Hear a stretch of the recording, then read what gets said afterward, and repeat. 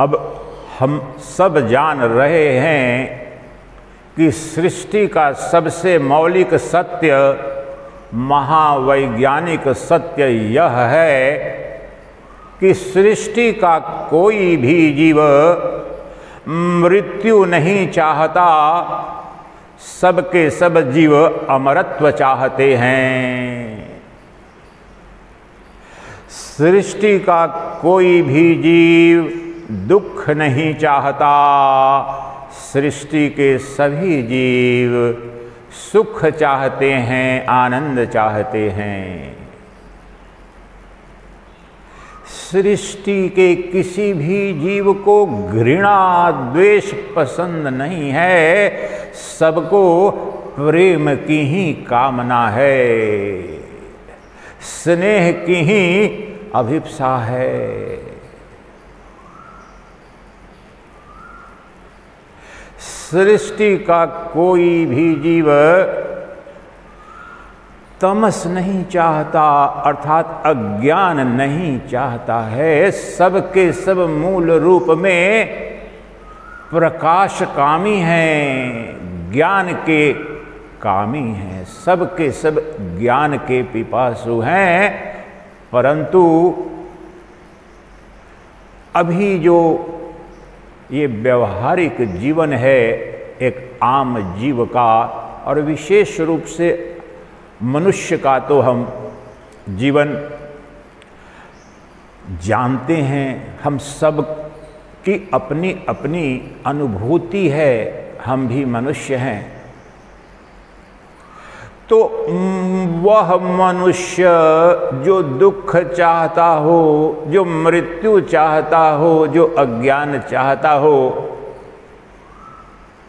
वह तो सृष्टि पर और इस धरा पर कभी पैदा नहीं हुआ। ये महावैज्ञानिक शाश्वत सनातन सत्य है कि सबके सब अमरत्व चाहते हैं, सबके सब सुख और आनंद के पिपासु हैं, और सबके सब ज्ञान चाहते हैं। अज्ञान अंधकार किसी को पसंद नहीं है। तो ये जो शाश्वत सनातन महावैज्ञानिक सत्य है सभी जीवों का और विशेष रूप से मनुष्यों का, इसी परम वैभव को उपलब्ध हो जाना, अर्थात अमरत्व को, आनंद को और ज्ञान को उपलब्ध हो जाना ही मोक्ष कहा जाता है वैदिक सनातन संस्कृति में। इसे ही मुक्ति कहते हैं, इसे ही निर्वाण कहते हैं। मोक्ष किससे, मुक्ति किससे? मुक्ति दुखों से, अज्ञान से, मृत्यु से, भय से, अभाव से, दारिद्र्य से, घृणा से, अपमान से, असुरक्षा से।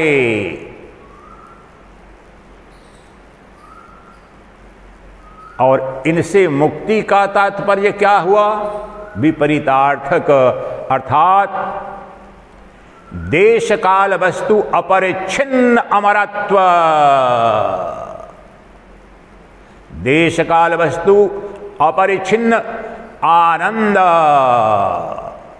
देश काल वस्तु अपरिच्छिन्न ज्ञान, उसे ही कहते हैं वेदांत दर्शन में, समस्त वैदिक वांग्मय में सच्चित आनंद, सच्चिद आनंद।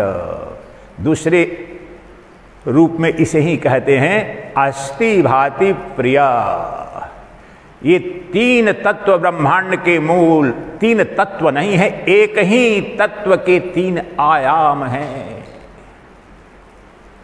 सत्य चित आनंद सृष्टि का शाश्वत सत्य है, और नाम रूप सृष्टि के सभी नाम रूप इसी में, इसी पर कल्पित हैं। मुझे वह जगत दिखाओ जो नाम रूप से परे है। सृष्टि की एक वस्तु आप मुझे दिखा नहीं पाओगे अपनी पंचेंद्रियों से जो नाम रूप से रिक्त हो, और नाम रूप भी सतचित आनंद के अधिष्ठान में ही है। सतचित आनंद शुद्ध ब्रह्म है, शुद्ध शाश्वत सत्य है, परंतु उसी पर जब नाम रूप उसी से उसी में उसी पर कल्पित हो जाता है तो ये संसार के रूप में, प्रपंच के रूप में, जो पंचभूतों से बना वह प्रपंच, समस्त प्रपंच, समस्त संबंध, समस्त जगत प्रपंच है, पंचभूतों से रचित है। केवल नाम और रूप का निषेध करना है। नाम रूप का मानसिक रूप से निषेध करने की आपको विद्या आ गई तो तत्काल वह सच्चिदानंद घन ब्रह्म तो था ही रहता ही है। वह न देश से बाधित होता है, न काल से बाधित होता है, और न किसी वस्तु से बाधित, खंडित या नष्ट होता है। तो इस महायात्रा पर चलते हैं, और इसके पहले इस मार्ग पर अपने लक्ष्य तक जाने के लिए हमारे पास क्या साधन चाहिए, क्या तैयारी चाहिए, क्या हमारी पात्रता चाहिए, उस पर संक्षेप में कल हमने प्रारंभ किया था।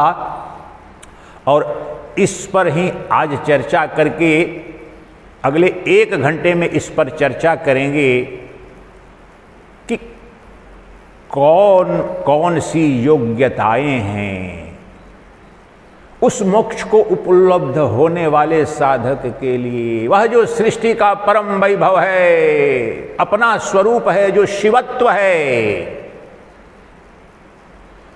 उसे उपलब्ध होने के लिए तैयारी क्या होनी चाहिए। अरे परमात्मा का अभिनंदन कर रहा हूं, राधे प्रिया का वंदन कर रहा हूं, उनका आवाहन कर रहा हूं, तो मेरे घर में पधारेंगे तो घर तो साफ करूंगा, झाड़ूंगा, पोछूंगा। मेरा प्रियतम आने वाला है, मेरी प्रेयसी का पदार्पण होने वाला है, तो तैयारी तो थोड़ी करोगे। और वह जो प्रियतम है, वह जो प्रियतम परमात्मा परब्रह्म जो तुम्हारे हृदय में नित्य विद्यमान है, बस घर की थोड़ी झाड़ फूक करनी है। वह घर है मन, अंतःकरण।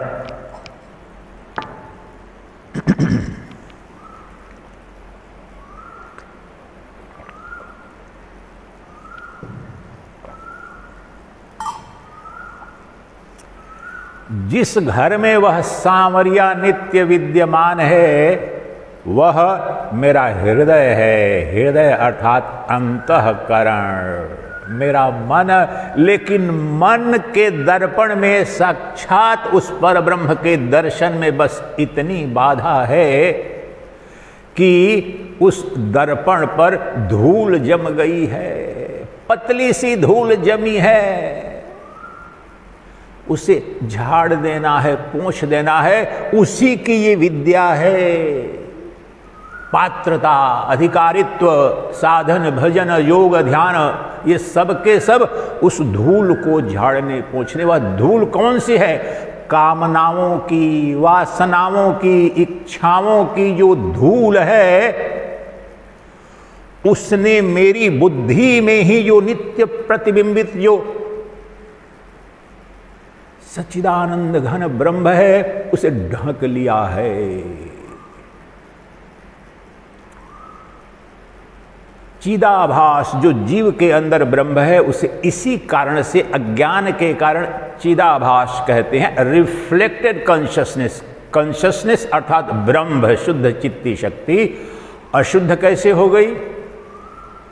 धूल जम गई। किसकी धूल जम गई?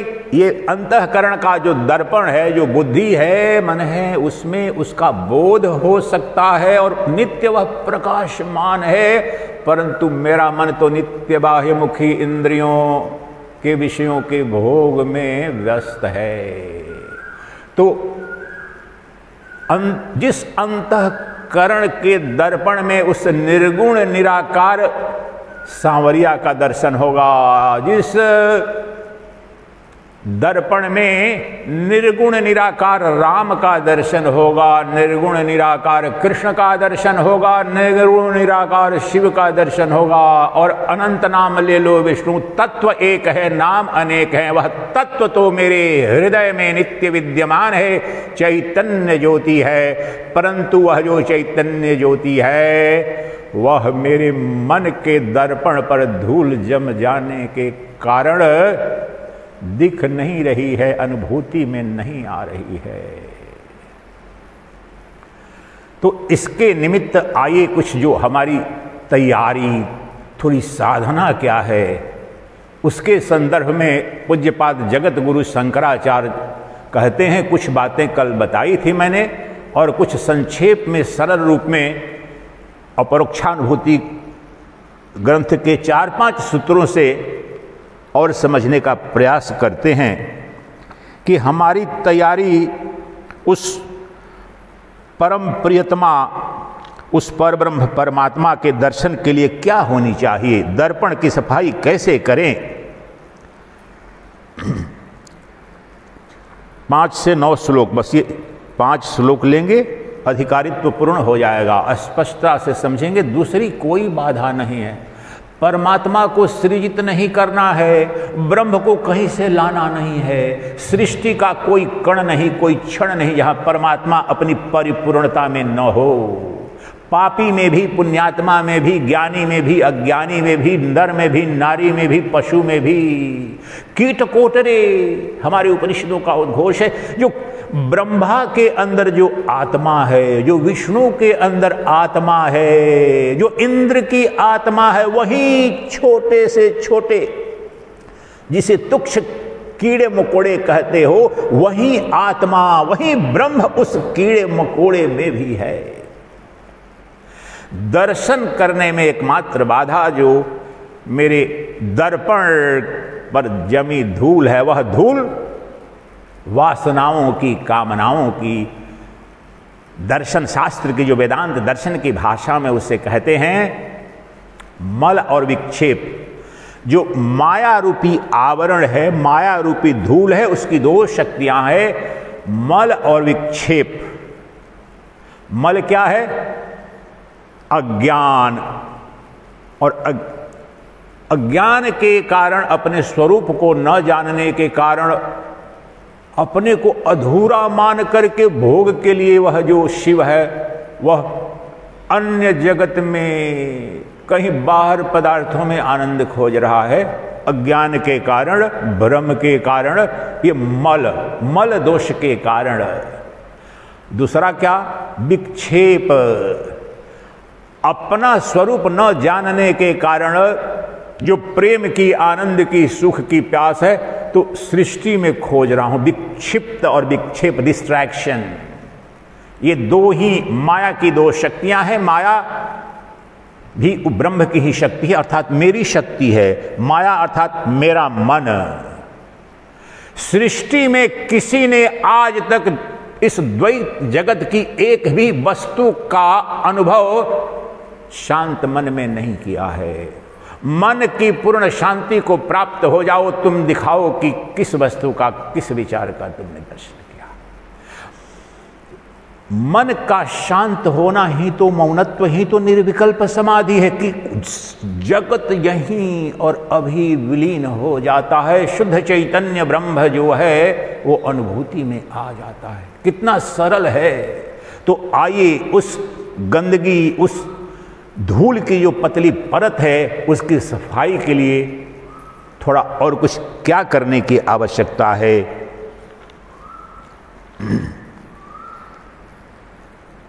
नित्यम आत्मस्वरूपम ही दृश्यम तद विपरीतगम एवं यो निश्चयः सम्यक् विवेको वस्तुनः सवै। इस श्लोक की बिल्कुल 1-2 पंक्ति में सरल सरल उसका भावार्थ रखते हैं, क्योंकि इस पर समय देंगे। ये 3-4 हैं, ये वास्तव में साधन में है, लेकिन इसी से ब्रह्म का दर्शन भी हो जाएगा। आपको यही कराएंगे, इसी के आधार पर निधिध्यासन करेंगे। वैसे साधन के लिए यहाँ पर इन्होंने दिया विवेक शक्ति क्या है, परंतु अभी सरल अर्थ बता रहे हैं। ये विवेक शक्ति अभी जग जाए तो अभी वो दर्शन भी होगा।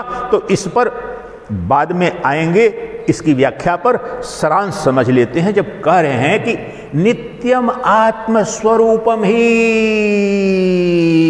दृश्यम तद विपरीतगम एवं यो निश्चय सम्यक विवेको वस्तुनः सवै। विवेक क्या है? वैराग्य बता दिया था। साधन चतुष्टय में पहला साधन है वैराग्य। कल बता वैराग्य क्या है?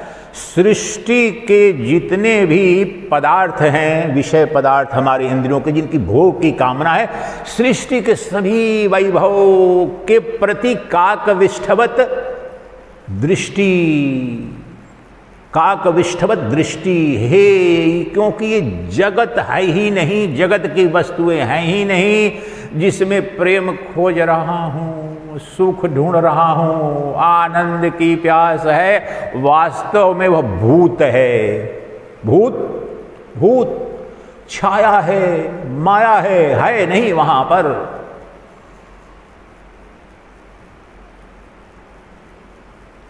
इसलिए उससे अपने मन को हटा लेना वो वैराग्य है। यह जान लेना, दृढ़ निश्चय कर लेना कि इस संसार में नाम रूपात्मक जगत में तो मेरी प्रेम की जो प्यास है, आनंद की जो भूख है, अमरत्व की जो अभिप्सा है, वह तो संभव नहीं, तृप्त नहीं होगी।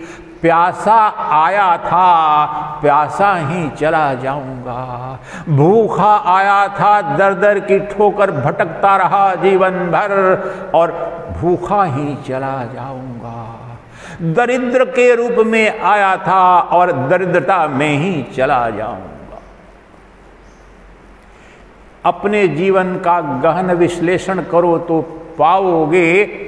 और जब अपने जीवन का बोल रहा हूं तो साधारण आपके यहां बैठे हैं उन्हीं लोगों का नहीं, आम नागरिकों का ही नहीं, उसमें मनुष्य मात्र, जिसमें राष्ट्रपति, प्रधानमंत्री, नोबेल पुरस्कार विजेता, विश्वविख्यात साहित्यकार, सबसे बड़े धनवान, ये सब के सब भिखारी का ही जीवन जीते हैं। एक वाक्य इतना गहन है, इस पर चिंतन करें आप। आपको भ्रम है, आपकी मकान है, आपकी दुकान है। अरे मैं तो कह रहा हूं दुनिया का सबसे बड़ा धनवान, सबसे बड़ा बलवान, समस्त राजनैतिक सत्ता भी उसके आत्मा, उसको जीवन को देखो, उसके मन की वृत्ति देखो, नित्य भीख मांग रहा है। क्या?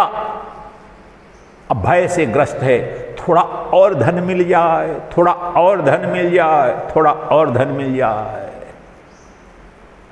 थोड़ा और प्रेम मिल जाए, थोड़ा और प्रेम मिल जाए, थोड़ा और सुख मिल जाए।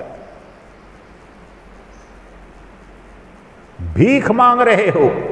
मन की वृत्ति को देखो, और तुम्हारी ही वृत्ति नहीं है, सृष्टि में ऐसा कोई मनुष्य नहीं हुआ जो यह भीख नहीं मांग रहा है।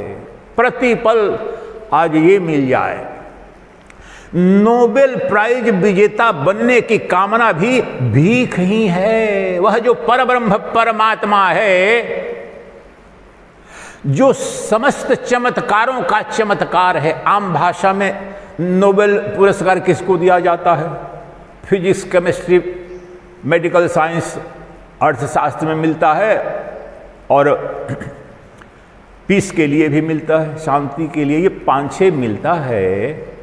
और लिटरेचर का तो इसलिए कि अभूतपूर्व कोई योगदान, कोई खोज, कोई अन्वेषण आपने कर लिया तो आपको नोबेल प्राइज दिया जा रहा है, सम्मानित किया जा रहा है। आप सोचते हो क्या बात है। अरे सृष्टि के जितने चमत्कार हैं, जितने अन्वेषण हैं, जितने आविष्कार हैं, उसका अधिष्ठान, उसकी जननी, उसका गर्भ, वह चैतन्य सत्ता है, वह तुम हो। तुमसे बड़ा चमत्कार कोई सृष्टि में नहीं है। वह तुम्हारी आत्मा सृष्टि के चमत्कारों की माता है, जननी है, पिता है।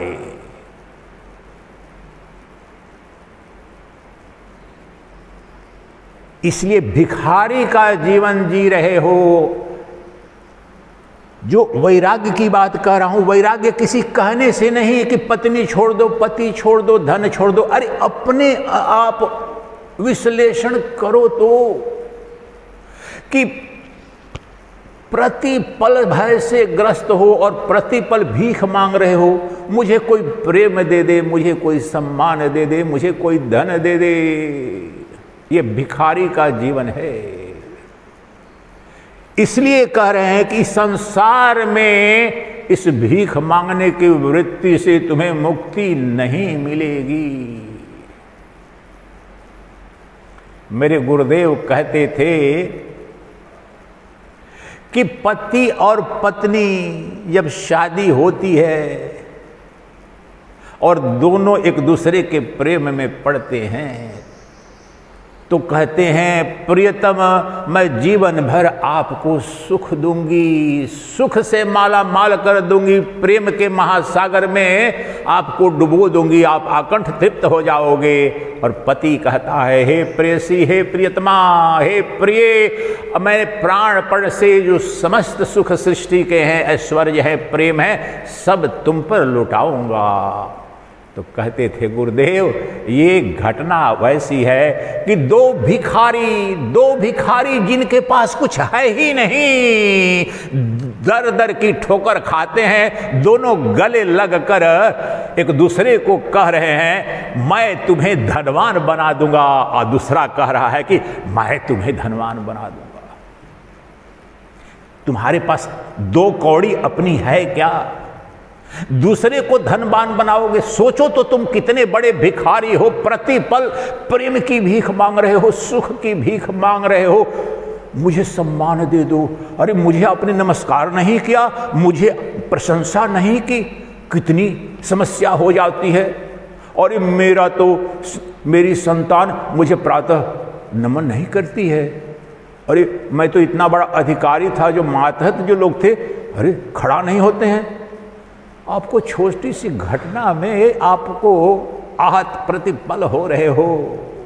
भिखारी हो तुम, प्रधानमंत्री हो या राष्ट्रपति या दुनिया के सबसे बड़े धनवान हो, ईमानदारी से अन्वेषण करो तो तुम सुबह से शाम तक भीख मांग रहे हो। सरलता में समझो, मैं मर न जाऊं, ये कामना, कहीं मर न जाऊं, कहीं रोग से कोई कैंसर न हो जाए, हार्ट फेल न हो जाए, किडनी डैमेज न हो जाए, बीपी न बढ़ जाए, शुगर न हो जाए। ये भीख मांगना, ये भय से ग्रस्त है। कौन सा आदमी नहीं है, कौन सा प्रधानमंत्री, कौन सा राष्ट्रपति, कौन सा डॉक्टर, चलो दुनिया के सबसे बड़े डॉक्टर, आपको क्या लगता है वो आश्वस्त हैं अपने शरीर के बारे में? भारत के सबसे बड़े सुविख्यात, सबसे बड़े धनवान, स्वनाम धन्य डॉक्टर नरेश त्रेहन, जो गुरुग्राम में मेदांता हॉस्पिटल है, आप अधिकांश लोग जानते होंगे। फिर उनको 2 घंटा सूर्य नमस्कार योग क्यों करना पड़ता है? दुनिया का सबसे नामी डॉक्टर, उनको भी भय है। विज्ञान जानता हूं, बड़ा डॉक्टर हूं, चीरफाड़ कर दूंगा, लेकिन अपने पर जो आक्रमण होगा, और मुझे पता है कि शरीर तो नित्य सड़ रहा है, मर रहा है, प्रतिपल शरीर मर रहा है, कोशिकाएं मर रही है, तो 100 वर्ष, 80 वर्ष, 90 वर्ष जीना है, तो वही भीख है कि मर न जाऊं, कहीं रोगग्रस्त न हो जाऊं। वह जो दुनिया का सबसे बड़ा डॉक्टर है, उसे भी है। जो भारत का, एशिया का सबसे बड़ा धनवान अडानी परिवार, पिछले महीने जो हुआ आप जानते हैं, आपको लगता है कैसा है वैभवशाली, एशिया का सबसे बड़ा धनवान हुआ, दूसरा तीसरा, एक दिन में लुढ़क गया। उसकी चेतना का अन्वेषण करें। कभी कोई अंबानी परिवार, कोई दुनिया का कोई कोई व्यक्ति महत्वपूर्ण नहीं है, लेकिन आपको लगता है कितना बड़ा धनवान है, परंतु उसके मनोवृत्ति को देखो। जब बॉम्बे स्टॉक एक्सचेंज या न्यूयॉर्क स्टॉक एक्सचेंज या टोक्यो स्टॉक एक्सचेंज जब ऊपर नीचे जाता है तो इनकी सांसों का, उद्योगपतियों की सांसों का क्या होता है। 6 लाख करोड़ एक दिन में चपत हुई थी अदानी समूह की। आपसे ज्यादा परेशान भिखारी, अरे अगर कहीं अगले दिन भी स्टॉक एक्सचेंज इसी तरह लुढ़कता गया तो मेरा तो भट्ठा बैठ जाएगा। यही भीख मांगना है, डॉक्टर भी भीख मांग रहा है। तो भिखारी का जीवन जियोगे, इस संसार में कोई सुरक्षा नहीं। शाश्वत सिद्धांत, संसार में कोई सुख नहीं, संसार में कोई सुरक्षा नहीं, संसार में कोई प्रेम नहीं। प्रेम की छाया जरूर है, सुख की छाया जरूर है। इसलिए अपने से यह बोध हो गया, तब अब संसार को जिसे कहते हैं त्यागना, त्यागना कहीं नहीं है, कहीं जाना नहीं है।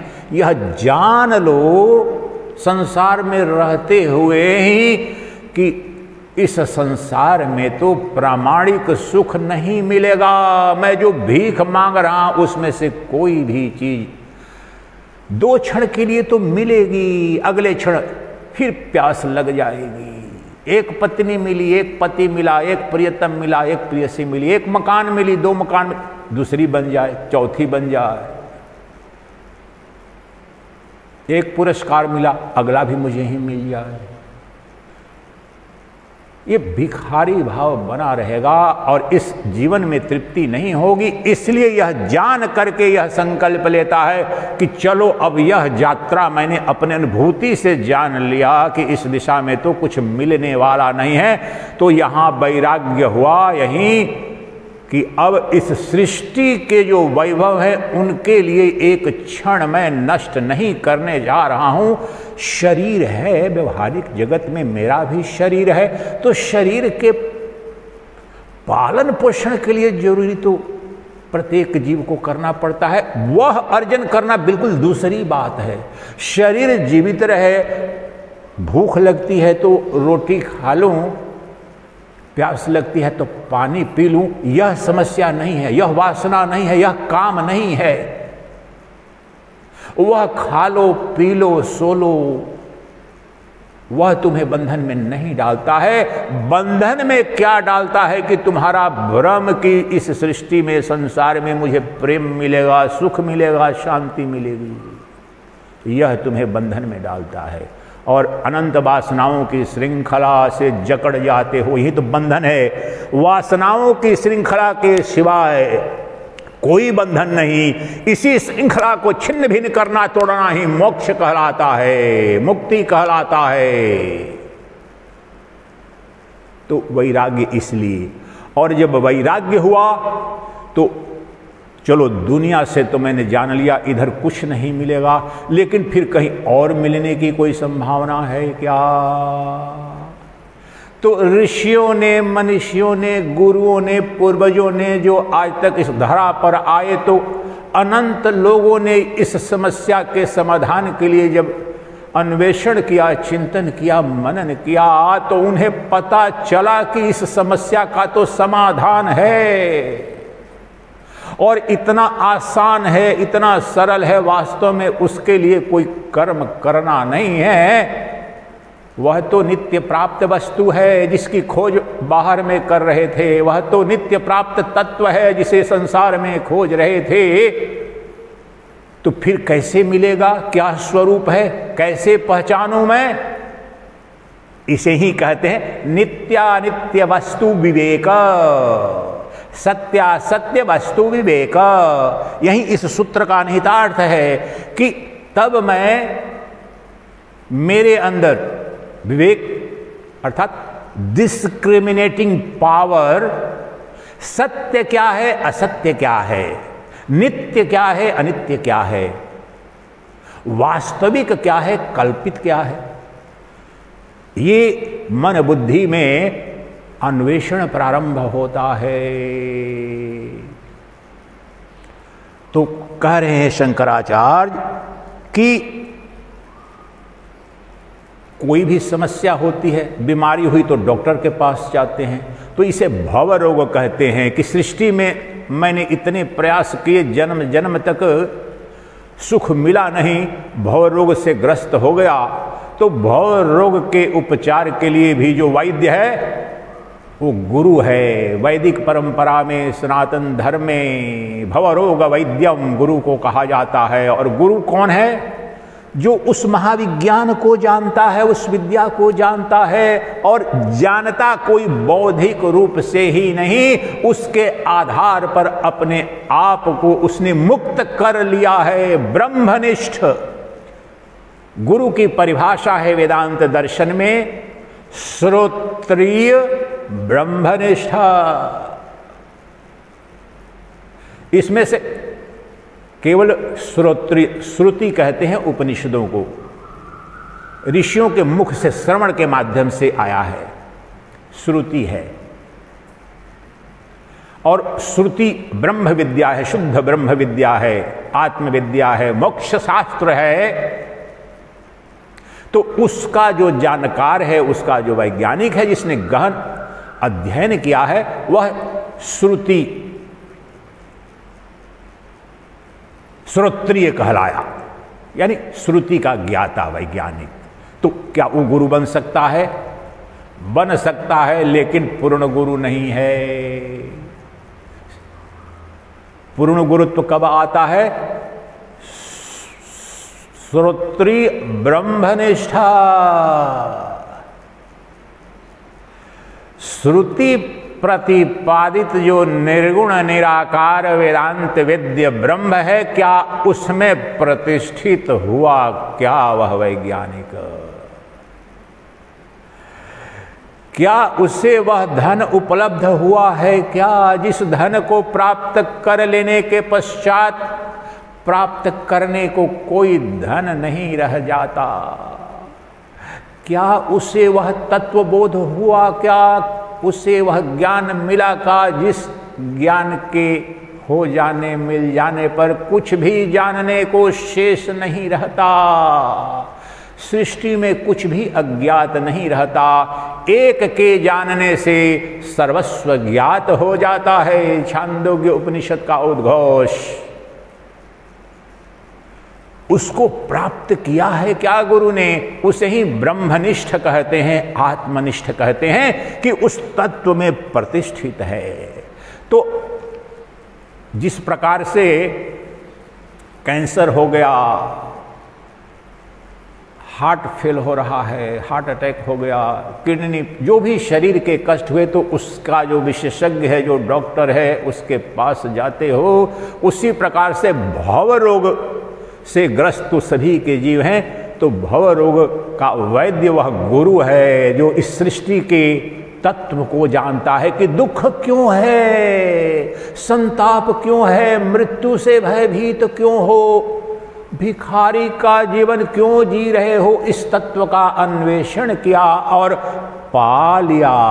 शब्द से नहीं, पहले तो शब्द और शास्त्र के आधार पर यात्रा प्रारंभ हुई, परंतु अंततः उसका साक्षात्कार किया, अनुभूति की, उसमें प्रतिष्ठित हो गया। तब श्रोत्रिय ब्रह्मनिष्ठ गुरु की शरण में भवरोग वैद्य जो है, उसकी शरण में जाता है शिष्य।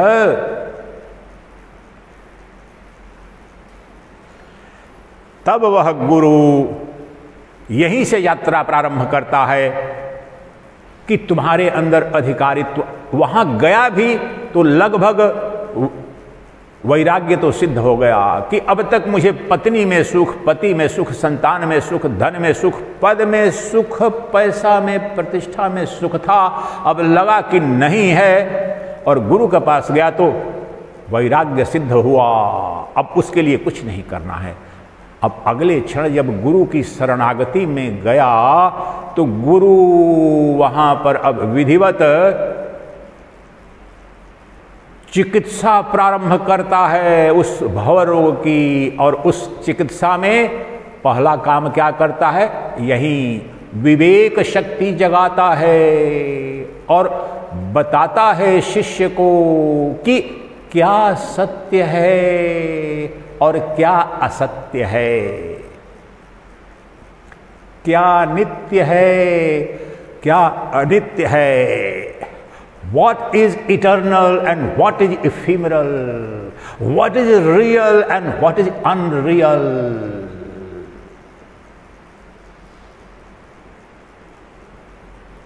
प्रश्न शिष्य का, अन्वेषण शिष्य का और गुरु के मार्गदर्शन में यह सामूहिक यात्रा प्रारंभ होती है श्रवण मनन निधि ध्यासन के साथ में।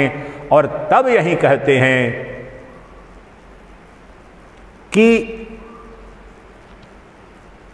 इसकी व्याख्या अंत में, अब इसकी व्याख्या करने में तो ब्रह्म ज्ञान ही हो जाएगा, इसलिए यहां तक अभी की यह विवेक हमारे अंदर जग जाना कि नित्य क्या है अनित्य क्या है, इस पर चिंतन करें, प्रारंभ करें और नित्य का वर्णन करेंगे और अनित्य का त्याग करेंगे, सत्य का वर्णन करेंगे, असत्य का निषेध करेंगे, यह विधि होगी। लेकिन ये और उसके साथ तो ब्रह्म ज्ञान हो जाएगा, लेकिन प्रारंभ करने के लिए भी यह विधि है। तो इसको अभी यहाँ विराम देते हैं। विवेक शक्ति कि यह घटना घटाएंगे आधे घंटे बाद कि वास्तव में सत्य क्या है, सत्य जो ब्रह्म है या मैं ब्रह्म हूं, किस विधि से, वैज्ञानिक विधि से।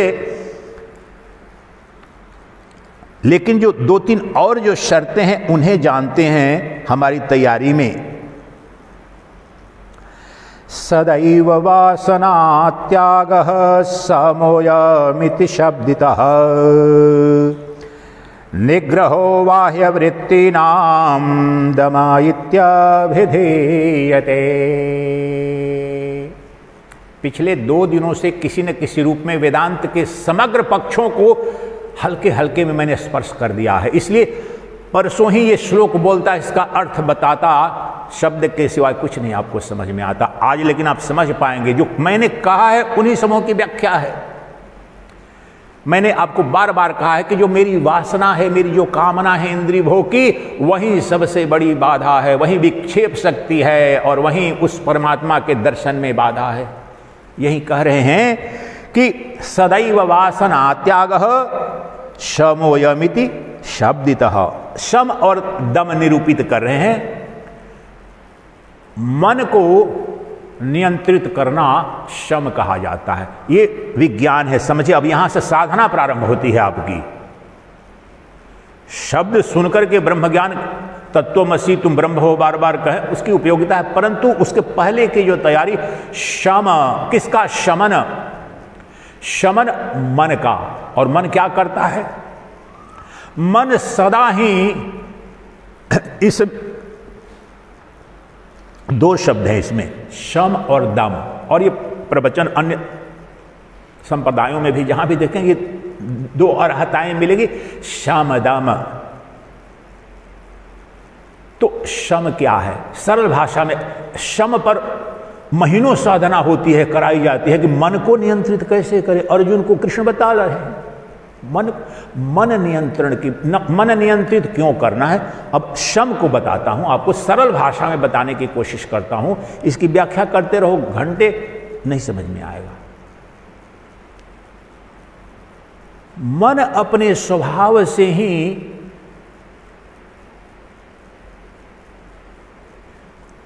शम मन का निग्रह और दम इंद्रियों का निग्रह। ध्यान से समझिए, शम मन का निग्रह और दम पंचेंद्रियों का निग्रह। तो शम को समझते हैं, उसकी वृत्ति क्या है, क्यों बाह्यमुखी है, क्या करता है। शम का विज्ञान यह है, मन का अर्थात विज्ञान यह है कि जो भूत में, वास्तव में तो अनंत काल से हमारा भूत है और उसे ही वासना बोलते हैं, जो अन्य युगों से मेरे जो पूर्व जन्म के संस्कार हैं, जो मेरी वासनाएं हैं, वो मेरे मन में बैठी हैं। तो चलो अभी पूर्व जन्म की बात छोड़ते हैं, अभी इस जन्म की तो बातें हम जानते हैं। हम सबको स्मृति कम से कम इस जन्म की है, बचपन से। तो वहीं पर ये दिख जाएगा। कैसे दिख जाएगा?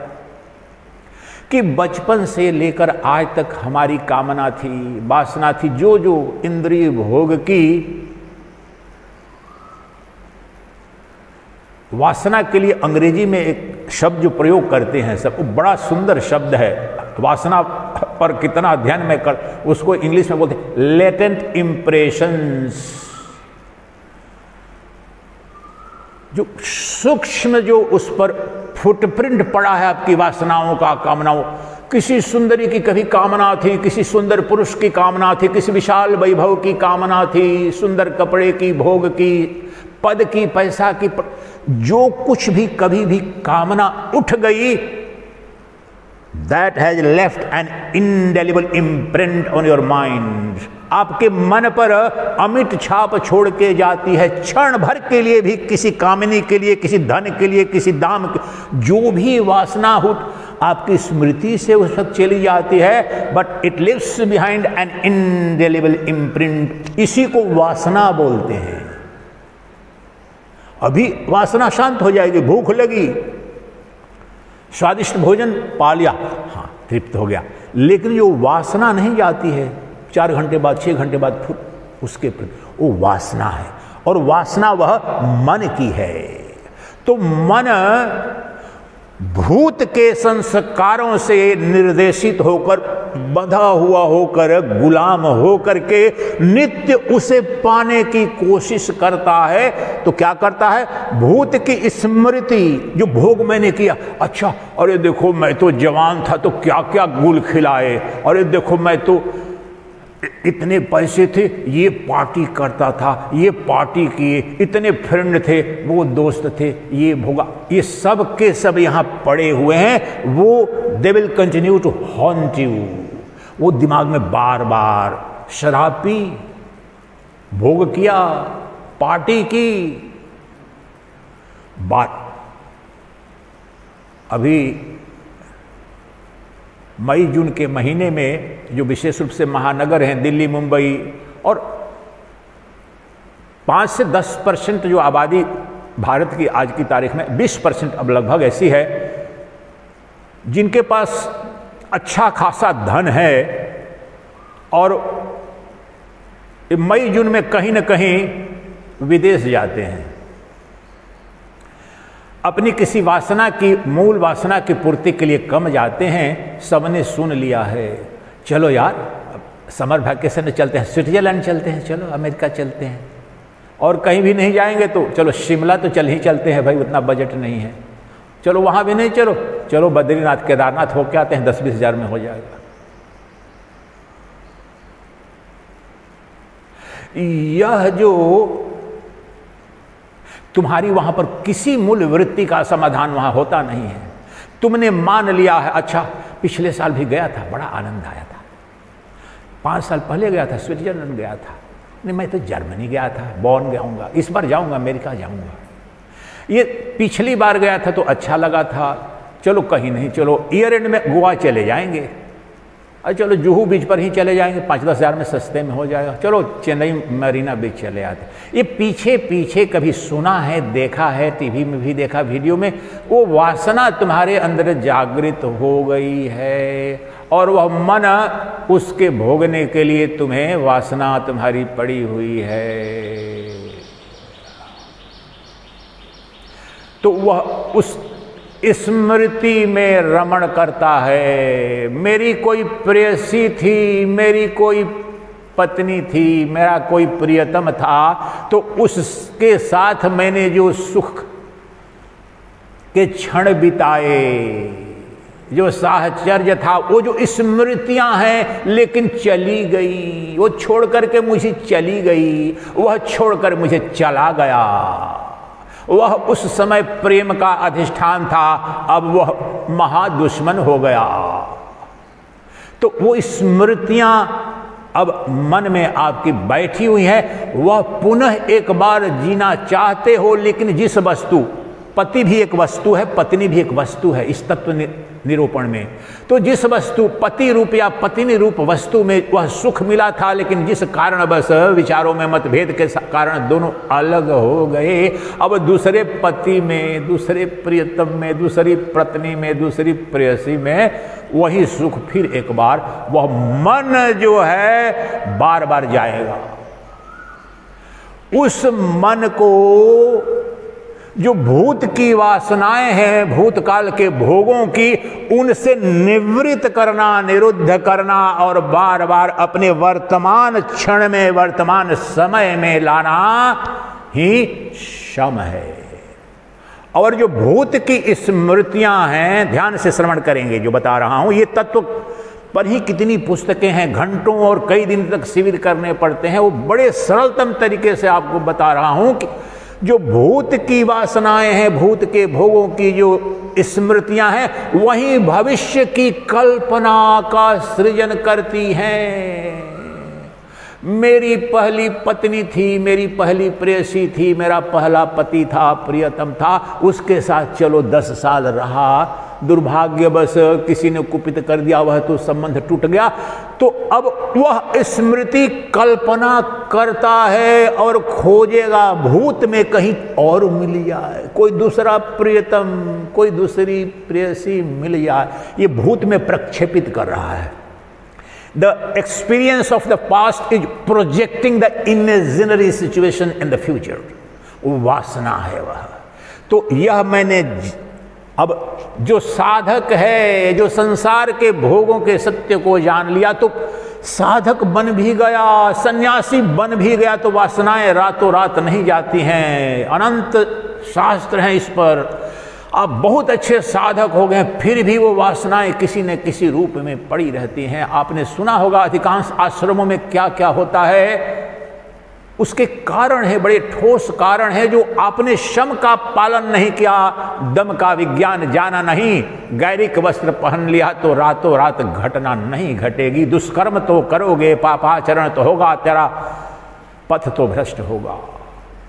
तो भूत के भोग की जो वासनाएं हैं और वह भविष्य की वासना मुझ में सृजित कर रही हैं, और कौन कर रहा है? मन कर रहा है। मन के सिवा इसमें किसी अन्य की भूमिका नहीं है।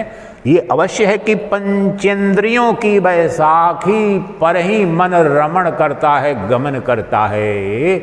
तो वह कल्पना करता हूं कि काश एक बार फिर मिलन हो जाता, काश एक बार फिर वह भोग मिल जाता।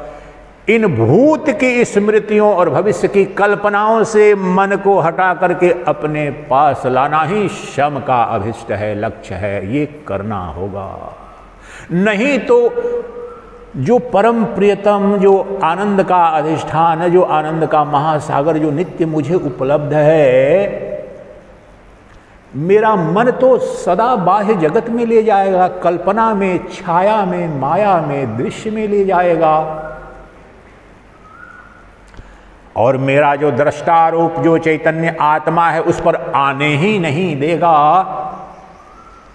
तो वह मेरी तृप्ति कैसे होगी? ये सीधा सरल विज्ञान है कि शम और दम की क्या आवश्यकता है। शम मन अपनी भूत की वृत्तियों, इसको आप लग रहा हो कि 5 बार 10 बार क्यों, 1000 बार कहना और उस पर लाख बार शोधन करना पड़ता है।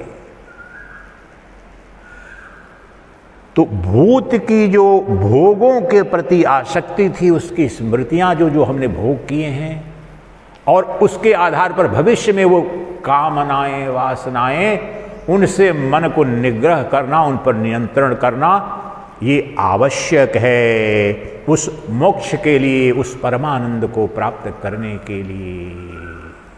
ताकि मैं बाह्य वृत्ति जो मेरे मन की है वो रुक करके अब अपने उस अधिष्ठान में आए जहां आनंद का महासागर है। तो शम आपने समझ लिया। दम क्या है? दम की आवश्यकता है, जो पहले भी बता चुका हूं। मन कभी भी शून्य में गमन नहीं करता है। जिस क्षण मन शून्य में गमन करेगा वह ब्रह्म है और ब्रह्म का दर्शन करेगा। मन सदा पंचेंद्रियों की बैसाखी पर गमन करता है, तो इंद्रियों अर्थात उस बैसाखी को ही तोड़ देना है। तोड़ने का तात्पर्य इतना है, कान को काट नहीं देना है, आंखों को फोड़ नहीं देना है, अपने शरीर को काट के स्पर्श का जो भाव है, बोध है, उसे नष्ट नहीं करना है। ज्ञान चक्षु से, ज्ञान की तलवार से काटना है। क्या काटना है? कि मेरे नेत्र जो रूप का भोग तो करते रहे हैं, इस जीवन में भी रूप का भोग मैंने किया है। और बार बार आपको कल भी मैंने बोला था कि इस मंदिर में भी और सभी मंदिरों में भी आके भगवान का वंदन करने आए हैं, बैठे हैं एकांत में, लेकिन रास्ते ये मानव मात्र की वृत्ति है। क्या देख रहे हो? ऐसी इस जीवन में ही ऐसा कौन सा अभूतपूर्व तुम्हें रूप मिला, आज तक नहीं मिला? ये बाह्यमुखी अपने विषयों के प्रति इनके गमन से रोकना ही दम है, और ये पांचों इंद्रियों पर लागू होता है। तो रूप इसका विषय है नेत्र का, शब्द विषय है कान के। अब शब्दों के प्रति आज सबसे ज्यादा आनंद किन शब्दों में आता है? ये सत्य बोलने जा रहा हूं, आप अपने आप पर सोचना। दूसरे की निंदा करने और दूसरे की निंदा में जितना रस आता है उतना किसी चीज में नहीं रस आता है। हमारी विक्षिप्त संस्कारों के प्रतिफल है। बहुत आपके घर में भी कोई झगड़ा हुआ है, पति से, पत्नी से, संतान से, लेकिन तत्काल कोई पड़ोसी आकर के किसी दूसरे पड़ोसी की दुर्घटना या कोई बात बताने लगे उसकी, अरे नहीं उसकी बेटी का तो ये हो गया, उसका बेटा तो ये है, उसके साथ ये चल रहा है, आपको सुकून मिलने लगता है। अच्छा मैं ही नहीं दुखी हूं, बड़े बड़े दुखी हैं। ये शब्द सुनते हो आप, या मधुर शब्द सुनो, या कुछ भी ऐसा सुन करके तुम्हें सुख की अनुभूति हो रही है, वह उचित हो, अनुचित हो, नैतिक हो, अनैतिक हो, उससे रोकना है, क्योंकि वहां सत्य है नहीं। और ये नासिका सदा, बड़े बड़े शहरों में जाइए, दिल्ली में ऐसे स्ट्रॉन्ग परफ्यूम लगाते हैं लोग कि 1 किलोमीटर तक नासिका का गंध का जो भोग का जो भाव है, तो नासिका भी गंध का भोग करना चाहती है, और मेरी जिह्वा रसास्वादन, रसगुल्ला, खीर, मिष्ठान। आज ओ रामू की माँ आज क्या बना रही हो? आज तो पकोड़े खाने का मन है, ठंडक पड़ रही है। जीवन भर तो भोग किया है, भोजन तो करना आवश्यक है, लेकिन भोजन स्वादिष्ट हो ये वासना है। वह जो वैभव जो तुम्हारा यहां जो कह रहा हूं, उसकी एक झलक जब मिल जाएगी फिर तुमको छोड़ना नहीं पड़ेगा। प्रारंभ में थोड़ा जरूर, अगर प्रामाणिक गुरु है तो तुम्हारे अंदर वह तत्व तो जगेगा, रसास्वादन करा देगा। तो शम जो मन बाह्यमुखी है, और दम जो इंद्रियां अपने विषयों के भोग के लिए भाग रही हैं, उनको रोकना। लेकिन परमात्मा की कृपा से कह ये रहा हूं कि इसको ये न करना पड़ा, इसका वैकल्पिक भोग इतना विराट स्वतः मिल गया था, पूर्व जन्म का कर्म होगा कि इनमें कोई आकर्षण ही नहीं हुआ। लेकिन प्रारंभ में तो सबकी प्रारब्ध की वैसी स्थिति नहीं है। तो आपको ये बोध होना चाहिए कि जब तक इंद्रिय भोगों के प्रति आसक्ति रहेगी, तब तक यहां का जो महासागर है प्रेम का, गोते न लगा पाओगे। इसलिए इसकी साधना पंचेंद्रियों का निग्रह, अर्थात इनके से विषयों से हटा करके इनके स्रोत पर लाना। पंचेंद्रियों का स्रोत क्या है? मन। और मन का स्रोत क्या है? चैतन्य, मैं, ब्रह्म। इसलिए मान्यता की कोई बात, मैंने एक शब्द कहा, विज्ञान। अभी अनुभूति करो कि जो बाह्य वृत्ति मुख जो इंद्रियां हैं, मन है, वो संसार के सुख दुख से आवृत होकर सुखी दुखी होंगे, लेकिन उनसे उपरति करके लाओ शम और दम को, तो अपना फिर ध्यान तत्काल लगता है, फिर श्रवण मनन भी प्रमाणिक होगा। तो इसलिए मोक्ष की यात्रा, आत्मबोध की यात्रा में शम और दम कि साधना और उपलब्धि आवश्यक है। यह साधन आपके पास होना चाहिए। साधन चतुष्टय, इस साधन चतुष्टय का वर्णन कर रहा हूं। 4 साधन, 4 minimum qualifications for a Sikar of truth. जो मुमुक्षु है, जो सत्यकामी है, जो आत्मबोध आत्म साक्षात करना चाहता है, उसके लिए कम से कम 4 साधन चाहिए। अर्हताएं, क्वालिफिकेशन जो भी कहें, वो क्या है? वैराग्य, विवेक, षट संपत्ति और मुमुक्षा। इन्हीं की व्याख्या है। इसके सिवाय आपको कुछ नहीं चाहिए, वो तो उसके बाद क्षण भर में घटेगा। तो वैराग्य की कल व्याख्या की, आज भी रिपीट किया। विवेक बताया और उस पर थोड़ी देर बाद विस्तृत व्याख्या करेंगे। अब यहां पर जो षट संपत्ति है उसका निरूपण कर रहे हैं। षट संपत्ति, 6 फोल्ड क्वालिटीज, वो क्या है? शम, दाम, उपरति, तितिक्षा, श्रद्धा, समाधान। अगले सूत्र में इन 6 शब्दों को समझेंगे। और अंतिम जो चौथा साधन है, मुमुक्षा।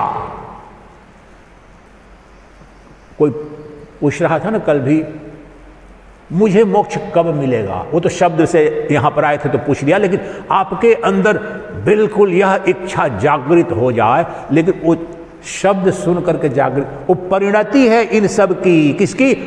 प्रमाणिक वैराग्य की, प्रमाणिक विवेक शक्ति की, प्रमाणिक षट संपत्ति के बाद तो वह जागृत हो जाती है इच्छा कि मुझे कब मोक्ष होगा, मुझे कब तत्वबोध होगा, मुझे आत्म साक्षात्कार कब होगा।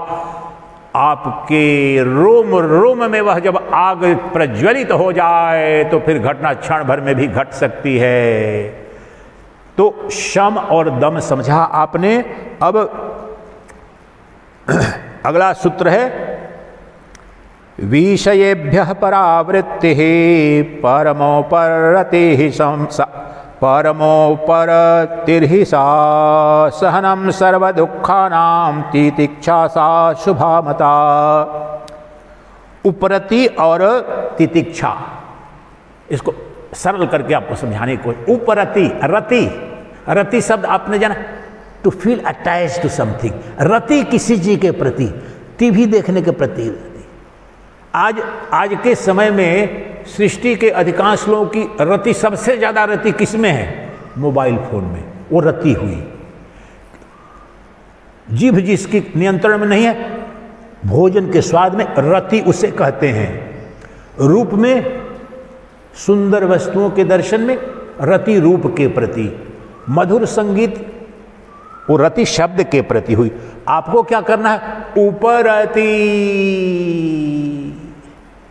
विपरीत 180 डिग्री टर्न लेना है। ये जो बातें बताया हूं उन्हीं की व्याख्या है। जब जो नित्य मन बाह्यमुखी है, इंद्रियां बाह्यमुखी हैं, इंद्रियों की वैशाखी पर मन बाह्य गमन कर रहा है और दुख सुख सहित कर रहा है, उसको अब लौटाओ। मैंने सोचा कि बद्रीनाथ के दर्शन हो जाएंगे इस रास्ते से, दिल्ली नेशनल हाईवे। बीच में तो पाया कि लैंडस्लाइड हो गया या किसी कारण नहीं जा पा, तो पीछे लौटो। अब तो पीछे लौटो।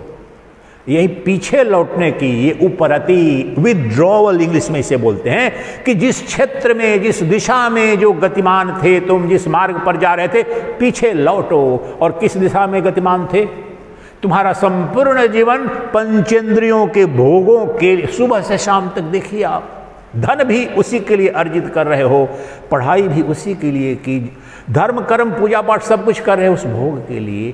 तो अब लौटो, बैक टू होम, घर वापसी करो। घर वापसी, उपरति मीन्स घर वापसी। Withdraw the senses from its respective sense objects. और मन और इंद्रियां दोनों हमेशा साथ साथ काम करती हैं। तो उपरति क्यों आवश्यक है आप स्वतः समझ गए हों कि जब तक गलत दिशा में जा रहे हैं, जहां कुछ है ही नहीं, संसार में कुछ है ही नहीं, वहां जाकर मिलेगा क्या? तो कहा करें चलो वापस लौटो। तो वापस लौटोगे तो वहां पर क्या है? वहां सब है, सब कुछ है। इसलिए वापस लौटना। विज्ञान समझो यहां पर, इस पर 20-20 पुस्तकें एक बार भी समझोगे, इस सरलता से जब तक अनुभूति नहीं होगी कोई समझा नहीं सकता है। भाष्य बोलेगा ये बोलते हैं ये करना वो कर, नहीं, सीधा सरल, वापस लौटो। क्यों लौटो? वहां कुछ है नहीं, खाई है, मर जाओगे, दुख होगा, त्रासदी होगी। वापस लौटो। कहां लौटूं? जहां अमरत्व है। गुरु ने कहा है, मैं भवरोग वैद्य के सामने ये तो चर्चा ना, गुरु बता रहा है क्यों वापस लौटूं, क्यों नहीं भोगूं? क्योंकि युग युग से तुमने भोगा, भोग का भ्रम था, सुखी होने का, प्रेम का, मिला क्या? प्यास गई क्या? क्षण भर के लिए गई, 4 गुना होकर के आ गई अगले ही दिन। तो चलो मैं तुम्हें दिखाता हूं, घर वापसी करो, आओ यहीं पर आ जाओ, अपने केंद्र पर, अपने हृदय प्रदेश में आ जाओ। ये हुआ उपरति withdrawal from its respective senses. अपने इंद्रियों के विषयों, पंचेंद्रियों के जो जो विषय उनसे वापस लाओ। सीधा विज्ञान। और क्यों लाओ ये सब बता दिया। तितिक्षा बहुत व्यावहारिक, ये अध्यात्म के क्षेत्र में नहीं, सृष्टि में, भौतिक जगत में भी आपको जो सफलता मिलती है उसमें तितिक्षा की बड़ी भूमिका है। तितिक्षा मीन्स इंड्योरेंस, फॉरबियरेंस, सहन शक्ति आपकी। जिस दिन शिविर प्रारंभ हुआ उसके पहले दिन इस सीजन का हाईएस्ट टेम्परेचर यहां था 26 डिग्री रात में, और दिन में भी 40-41 गया था। अब सच्चिदानंद भी सोच रहा था, वेदर फोरकास्ट से पता चल गया था कि थोड़ी कम हो जाएगी, लेकिन पहले दिन तो था। तो गर्मी हो रही है, पसीने छूट रहे हैं, ध्यान कैसे करूं, साधना कैसे करूं, क्यों नहीं करूं? जो अति गर्मी है और अति ठंडक है यहां पर जनवरी में पड़ती है, जो मर जाऊंगा क्या, गल जाऊंगा क्या? और जब सहन शक्ति आ जाएगी, और लेकिन ये तो फिजिकल बता रहा हूं, गर्मी और सर्दी का ये तो एक हुआ और बहुत कठिन नहीं है, लेकिन मान और अपमान में भी, और उसमें इस सच्चिदानंद की उतनी सफलता नहीं है, इसे भी अपमान अभी भी ऐसे बर्ताव करोगे। वह जो सूक्ष्म, जो विपरीत परिस्थितियां हैं, जो मान और सम्मान के प्रति आकर्षण या रति और अपमान के प्रति विद्वेष, लेकिन जब सन्यासी बना यहां है तो अपमान को सहने की भी, कहीं पर आप जब बहुत ऐसा जीवन जीते हैं जहां हर जगह जय जयकार हो, सम्मान ही मिल रहा हो, तो एकाएक बाबा बन जाते हैं, तो बाबा लोगों के बारे में अवधारणा क्या है? अरे बाबा होगा कहीं का भिखारी, तीसरी फेल आ गया होगा। और बहुत झेलना पड़ा जीवन में, इतना झेलना पड़ा, कभी कभी लगते थे कि आंसू आ जाएंगे। जिनके बॉस के बॉस के बॉस भी जिसके सामने कांपते थे, वो भी ओ बाबा उधर चलो, ये अनुभूति है। पहले 1-2 साल बड़ी कठिनाई हुई, लेकिन समझा लिया धीरे धीरे। अब कोई गाली भी दे दे, अपमान भी कर देता है, अब उसके प्रति अभी भी 100% तो कहना मुश्किल है जीव भाव में, लेकिन दिख जाता है कि नहीं, शांत हो जाओ, शांत हो जाओ, उसको करने दो जो कह रहा है, उससे क्या मिलने वाला है। ये है तितिक्षा। मान मिले या अपमान, सर्दी में या गर्मी में सम रहना, इंड्योरेंस। सम्मान तो सबको पसंद है, लेकिन विपरीत का स्वागत, उसके सहन की क्षमता। अगर नहीं क्षमता हुई तो होगा क्या, कैसे बाधा बनेगी?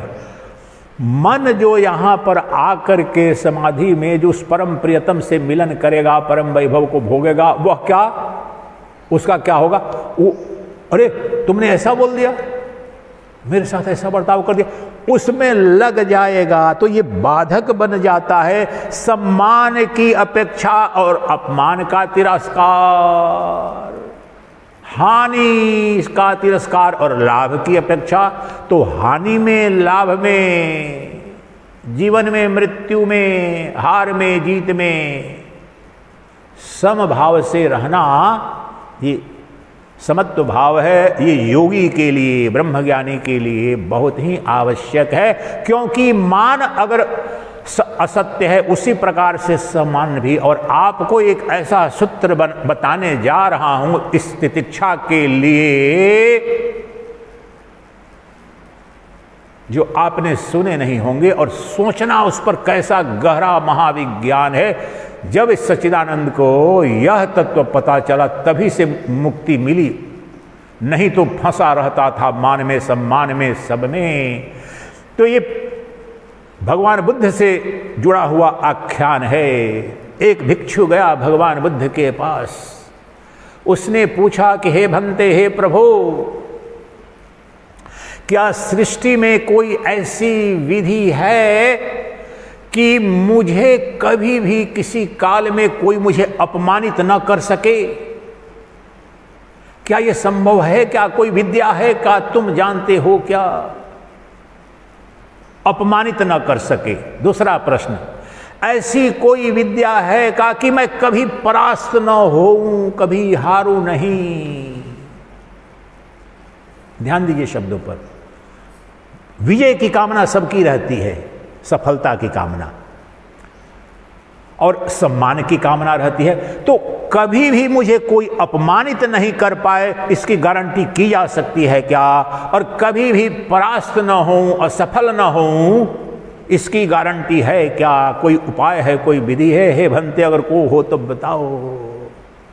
भगवान बुद्ध ने कहा है, और बहुत सरल है, उससे सरल कुछ भी नहीं है। सृष्टि का कोई व्यक्ति तुम्हें अपमानित नहीं कर सकता है, सृष्टि का कोई व्यक्ति तुम्हें परास्त नहीं कर सकता है। वह विज्ञान जान लो, वह विद्या जान लो, वह नुस्खा जान लो, कोई खर्च नहीं, कोई ट्रेनिंग नहीं। हे प्रभु बताओ वह क्या विद्या है? और ये पंक्ति आप ध्यान से सुनना, कितना गहन चिंतन है। आपके व्यवहारिक जीवन में भी उसका गहरा, जो बीपी आपकी बढ़ती है, घटती है, सुखी दुखी होते हो, 50% आपकी जो मनोवैज्ञानिक समस्याएं हैं उनका समाधान इस सूत्र में निहित है। चिंतन करना। तो भगवान बुद्ध ने कहा, हे भंते, वह सूत्र यह है, तुम चाहते हो कि सृष्टि में कभी कोई तुम्हें अपमानित न कर पाए, तो तुम करो बस इतना कि सृष्टि में, जगत में सम्मान की इच्छा का त्याग कर दो, और उसके बाद तुम देखो तो कोई सृष्टि में कोई तुम्हें अपमानित कर सकता है क्या? वास्तव में सृष्टि में कभी भी कोई दूसरा तुम्हें अपमानित नहीं करता है। तुम्हारी सम्मान की कामना, तुम्हारी सम्मान की वासना है, उस वही प्रतिफलित होती है अपमान के रूप में। अब तुम गहरे अर्थ में संकल्प करो और यह जान लो और यह मान लो कि अब मुझे सृष्टि के किसी व्यक्ति से किसी भी प्रकार के सम्मान की कामना नहीं है। तुम्हारी सम्मान पाने की कामना ही तुम्हारे अपमान का एकमात्र कारण है। दूसरा जो विजय और पराजय, वहां भी यही सूत्र कहा कि तुम्हारी समस्त पराजय, तुम्हारी समस्त असफलता का एकमात्र कारण कोई बाहरी तत्व नहीं है। तुम्हारी सफलता की कामना, तुम्हारी विजय की कामना, उसका समूल त्याग कर दो। सृष्टि की कोई सत्ता कभी भी तुम्हें परास्त नहीं कर सकती, तुम्हें असफल नहीं कर सकती है। तुम्हारी असफलता का बीज है तुम्हारी सफलता की कामना, तुम्हारी पराजय का जो बीज है तुम्हारी सदा विजयी होने की कामना में वह बीज है। यह जान लो, इसकी अनुभूति कर लो। तुम अजेय हो जाते हो, अजात शत्रु हो जाते हो, और तुम वास्तविक जीवन की जो अजेयता है यही अजेयता है। फिर तुम्हें कौन पराजित करेगा? न मौत, न ब्रह्मा, न विष्णु, न देव, न दानव, न किसी के पास तुम्हें अपमानित करने की क्षमता नहीं। किसी के पास तुम्हें दुखी, सुख की कामना ही तुम्हारे समस्त दुखों का कारण है। यह सर्वत्र लागू हो जाएगा। 2 उदाहरण दिया। सुख की कामना का त्याग करो, समस्त दुखों का विसर्जन तत्काल प्रारंभ हो जाएगा। तितिक्षा के लिए तितिक्षा का वर्णन, लेकिन व्यवहारिक विशद आपके समक्ष सूत्र रख दिया। और तितिक्षा की सिद्धि के साथ तत्काल वह ब्रह्म ज्ञान की यात्रा इतनी त्वरित हो जाती है, क्षण भर में घट सकता है। द्वंद्व में फंसे हैं, सम्मान की कामना, सफलता की कामना। जब यह जान लेते हो कि इनकी जो विपरीत स्थितियां हैं, या अनुकूल परिस्थितियां हैं, मुझे तो न सम्मान की कामना है न सफलता की कामना है, अब तुम मुझे असफल करने को, पराजित करने को कोशिश करो, कैसे कर पाओगे? मेरी कामना ही नहीं है सफल होने की, सम्मान की कामना ही नहीं है, मेरी कामना ही तो बीज थी इस अपमान का प्रतिफल। बोलते हैं ना, अपमान का घूंट पीकर रह गया, मेरे बेटे ने ऐसा कह दिया, बहू ने ऐसा कह दिया, संतान ने कह दिया। अरे सम्मान तुमने मान रखा है, मेरे बेटे मेरी बेटी मुझे सम्मान दें, मेरे परिजन सम्मान दें, वहां बीज है। तो तुम विचलित हो जाते हो, इसलिए इंड्योरेंस, जो सहनशीलता, जो तितिक्षा है, और शारीरिक रूप गर्मी सर्दी सुख दुख, कभी भूख लगेगी नहीं मिलेगा, संतों को बहुत होता है, साधक को बहुत सी विपरीत परिस्थितियां आएंगी, और उससे कठिन है मानसिक मान अपमान। तो सम्मान की इच्छा छोड़ दो, अब ये बहुत कम मिलेगा। स्वामी, पैसा कमाना इतना कठिन नहीं है, भ्रम में न रहें। तो कह ये रहा हूं कि ये भ्रम है कि जितना बड़ा त्यागी होगा, उतना बड़ा आश्रम होगा, उतने बड़े चेले हो, ये इसका विपरीत ज्यादा सत्य है, इसका विपरीत ज्यादा सत्य है। कह बहुत कुछ रहा हूं, नाम नहीं ले रहा हूं, उदाहरण नहीं दे रहा हूं, इसका अर्थ समझे। तो यहां पर कहने का तात्पर्य है कि प्रामाणिक सन्यासी बनने के लिए तुम्हें गाली भी दिया जाएगा, झेला है, सच्चिदानंद ने झेला है, देखा है।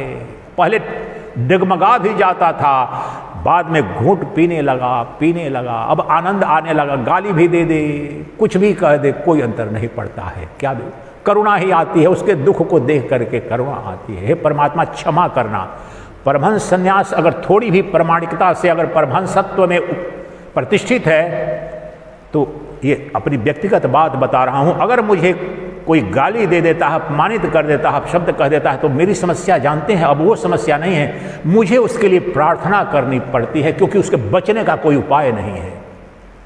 अगर आत्मविद्या, जो आत्मज्ञान है, उस अवस्था में पूर्णतः प्रतिष्ठा तो बहुत दूर की बात होगी, उसके तो लिए तो सत्य संकल्पी, सत्यकामी, उसकी इच्छा मात्र से सृष्टि का विनाश सब कुछ होता है और बनती है। लेकिन उसके नजदीक भी अगर प्रामाणिकता से चले गए तो उसका अपमान करने वाले उस परमहंस का या उसके किसी भी असुविधा का सारा दोष नाश का कारण बन जाता है, पता भी न चलेगा। तो इसलिए मुझे प्रतिदिन सुबह में अगर किसी ने कोई अपमान किया, कह दिया, तो सुबह में अपनी जो परमहंस साधना में उसके लिए क्षमा के लिए प्रार्थना करनी पड़ती है मुझे कि हे परमात्मा, उसे क्षमा कर देना, वह तो जानता नहीं है, वह जिस समाज में रहा है, इतना अपमानित रहा है, तो इसलिए उससे निकल गया, मुझे भी क्या जानता है। और उसने हमें सम्मान दिया, अपमान दिया। सम्मान की तो जिस शिला पर खड़ा था सन्यास लेते वक्त, तो सात युग में भी कोई सोच नहीं सकता है। उस सब पाकर क्या हो, परमात्मा उसे माफ कर देना। कहना ये चाह रहा हूं कि ये तितिक्षा व्रत की व्याख्या कर रहा हूं, व्यवहारिक। अब ये अगर मेरे अंदर नहीं आया रहता, तो आज जो जिस परम वैभव में, परमानंद में, जिस प्रामाणिकता से उद्घोष कर रहा हूं, घटित न होता। ये तितिक्षा का व्रत है कि मान में और सम्मान में, 5 सितारा होटल रहता, 5 सितारा चेले उद्योगपति, आप समझ रहे हैं ना, अगर उसमें दिख रहा था सम्मान, तो अपमान भी झेलना पड़ता, फिर तो ठग वाले बाबा भी बनते, फिर जेल भी जाते,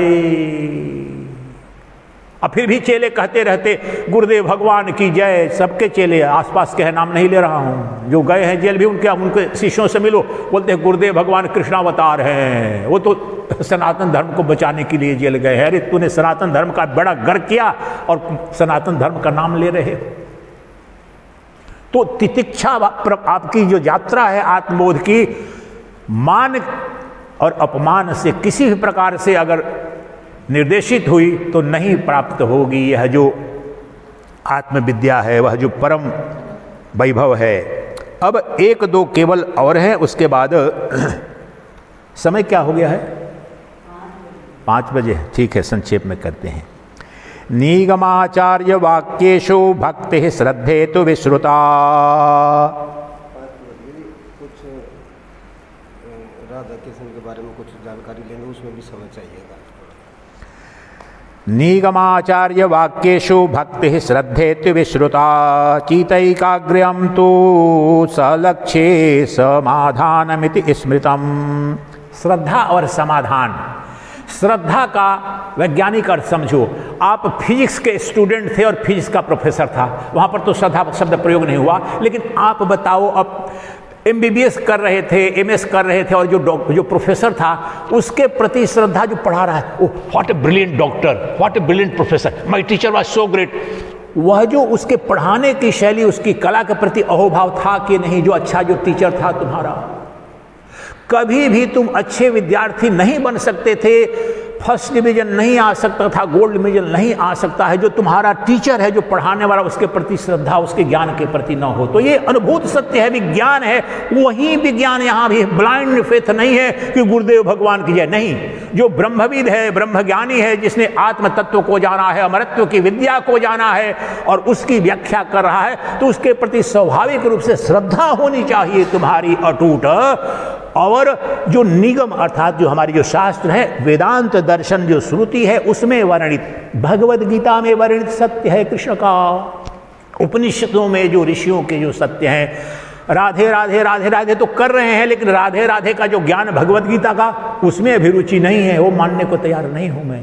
श्रद्धा नहीं हुई, 2 टके की है, ब्लाइंड फेथ है तुम्हारा दुकान चलाने के लिए। श्रद्धा आचार्य के प्रति जो शास्त्र को जानते हैं और शास्त्र के प्रति, दोनों एक ही हैं। आचार्य और जो निगम 2 नहीं है। आचार्य उस शास्त्र की व्याख्या करते हैं, वे वैज्ञानिक हैं, वैज्ञानिक और विज्ञान अलग नहीं कर सकते हैं कोई। तो आत्मवेता है वह जो आत्मविज्ञान को जानता है, तो दोनों के प्रति श्रद्धा होनी चाहिए। नहीं होगी तो यात्रा नहीं आगे बढ़ेगी। और अंतिम सूत्र है मुमुक्षा, जो है ये षट संपत्ति हो गई। मुमुक्षा, मुझे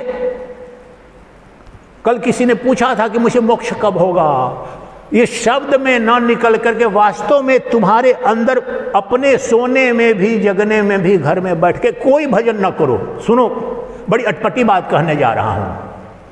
तुम्हारे मन में राम का कोई नाम नहीं, कृष्ण का कोई नाम नहीं, शिव का नहीं। मैं ये नहीं कह रहा हूं कि मत करो, लेकिन कह रहा हूं कि तुम आस्तिक हो नास्तिक हो कुछ नहीं, लेकिन अगर तुम्हारे अंदर ये भाव आ गया, हे प्रभु मुझे मोक्ष कब मिलेगा, मोक्ष कब मिलेगा, अगर रात में दिन में अगर तुम्हारे अंदर ये बीमारी जग गई तो क्रांति तुम्हारी तत्क्षण घटेगी। ऐसी ये सारे साधन उसी को जगाने के लिए है कि हे प्रभु मुझे मोक्ष कब मिलेगा। इस जन्म मृत्यु का जो भवसागर है, सुख दुख का भवसागर है, मान अपमान का जो भवसागर है, ये शरीर के संबंधों का जो मोह का जो भवसागर है, राग का, द्वेष का, वह कब छूटेगा, कब टूटेगा। वह जो हे प्रभु, हे परमात्मा, जो आपका परम स्वरूप है, जो मेरे आत्म रूप में विद्यमान हो, जिसे जान करके अमरत्व सिद्ध हो जाता है, जिसे प्राप्त करके आनंद का महासागर मुझे नित्य उपलब्ध हो जाता है, जिसे मोक्ष कहा जाता है, वह मुक्ति कब मिलेगी। यह तो इसकी सबकी परिणति है और यह जग गई तो बस घटना बिल्कुल, उसमें अब समय की बात नहीं रहती है। द इंटेंसिटी ऑफ योर मुमुक्षा, नॉट द ड्यूरेशन। समय नहीं कि मुमुक्षा कितने सालों से है, इंटेंसिटी होगी तो एक क्षण में ब्रह्म ज्ञान होगा। पागल जब हो जाओगे एक क्षण, रामकृष्ण परमहंस का उदाहरण कल दिया था मैंने, उस तरह से जब तुम्हारी मुमुक्षा हो जाएगी तो फिर समय ना लगेगा। ये अंतिम साधन है, इन 4 साधनों से संपन्न है, तब आत्मबोध सिद्ध होगा और सिद्ध हो सकता है। अब कम से कम 5 मिनट 10 मिनट जो निधि ध्यासन करते हैं संक्षेप में करेंगे। वो निधि ध्यासन क्या करेंगे? देखिए, सत्र प्रतिदिन 15 से 20 मिनट लेट होता है, इस बात को ध्यान रखें। 3:15 बजे सत्र हुआ, इसलिए 10-15 मिनट और लगेंगे। तो ये जो सूत्र बताया कि वह जो ब्रह्म है, वह जो परम तत्व है, वह कौन है, इसी पर निधि ध्यासन करेंगे। संक्षेप में करेंगे, तत्व बता दूंगा आपको ये करके। अंतिम रहस्य खोलने जा रहा हूं, अंतिम रहस्य खोलने जा रहा हूं, उस पर ध्यान से पूरे मनोयोग से सुनो संक्षेप में इसका रहस्य। जो विवेक की परिभाषा की कि नित्य क्या है, अनित्य क्या है, रहस्य खोलने जा रहा हूं। वास्तव में ब्रह्म दर्शन कराने जा रहा हूं, सुन लो, रिकॉर्ड कर लो, बड़े शास्त्राज्ञों से जाके कहना कि ये कह रहा था, कहीं झूठ बोल रहा कि पाखंडी, तो बोल रहा हूं, रिकॉर्ड कर लो। संक्षेप में 5 मिनट में क्या कहने जा रहा हूं कि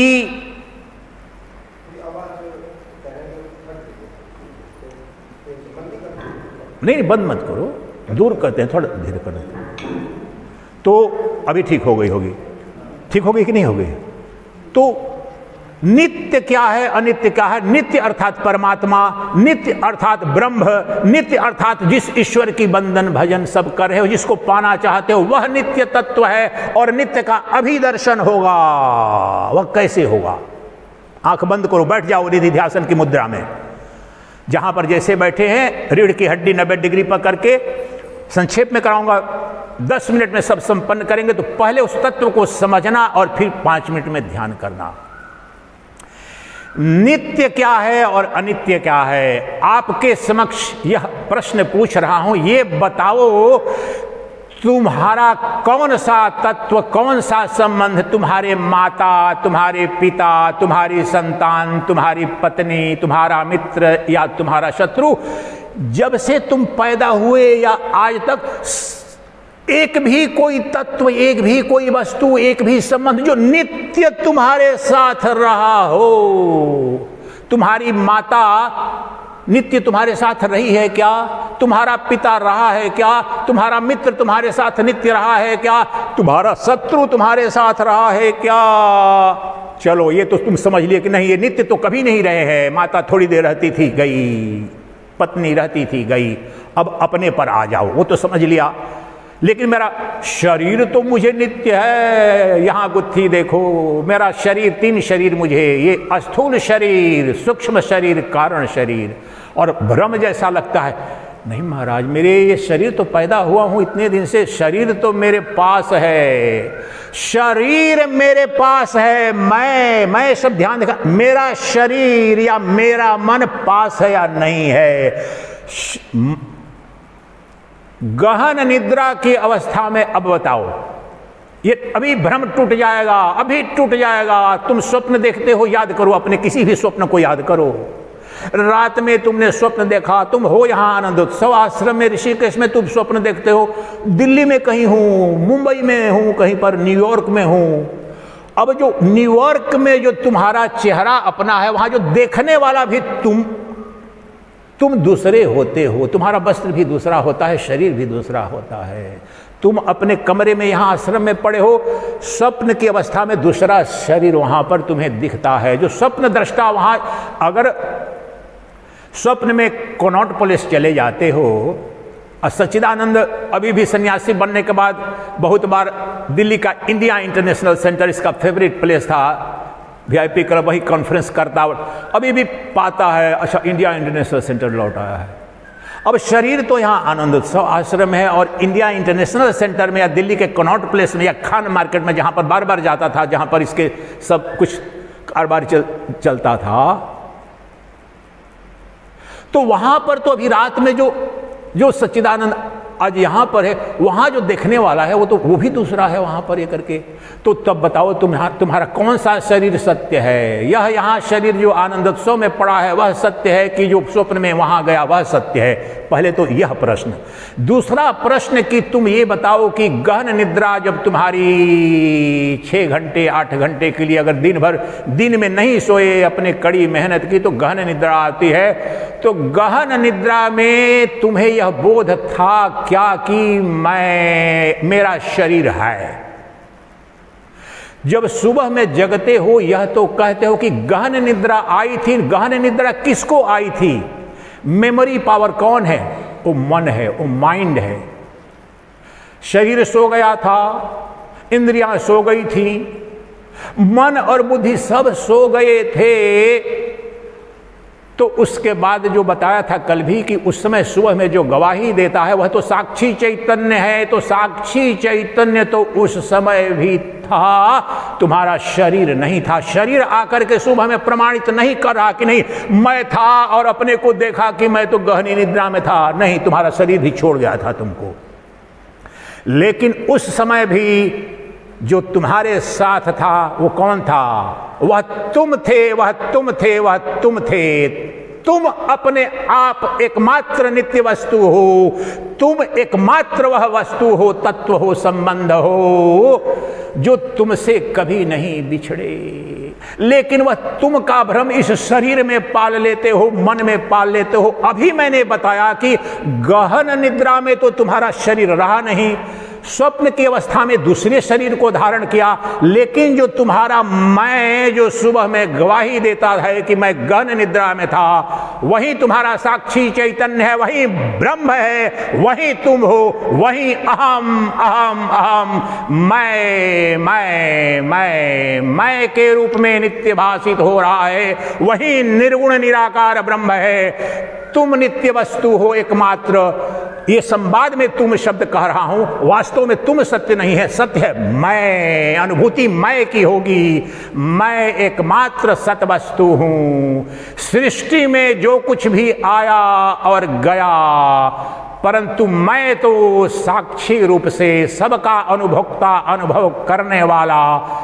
सुख का भी मैं साक्षी रहा, दुख का भी साक्षी रहा, मान का भी साक्षी रहा, अपमान का भी साक्षी रहा, मन के दुखी होने और सुखी होने को भी देखता रहा, बुद्धि के तीव्र होने और मंद होने को भी देखता रहा, शरीर के बीमार होने और अस्वस्थ होने दोनों को देखता रहा।